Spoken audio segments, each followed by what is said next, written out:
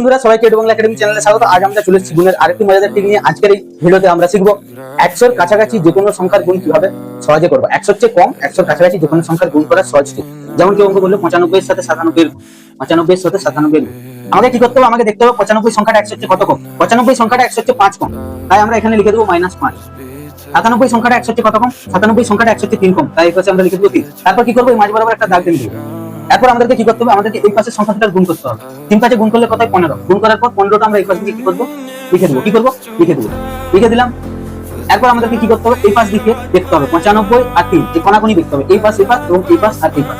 95 এর সঙ্গে 3 বিয়োগ করে দিই, তাহলে কত হয়? 95 এর সঙ্গে 3 বিয়োগ করলে হয় 92। আর এদিক থেকেও যদি দেখি 97 এর সাথে 5 বিয়োগ করি, তাহলে কত হয়? 92। তাই আমরা কোণাকুণি এইভাবেও বিয়োগ করতে পারি বা এইভাবেও বিয়োগ করতে পারি, যেদিক থেকে করি না কেন উত্তর আসবে কত? 92। তাহলে 9, 2, 1, 5 হয়ে গেল 97 আর 95 গুণের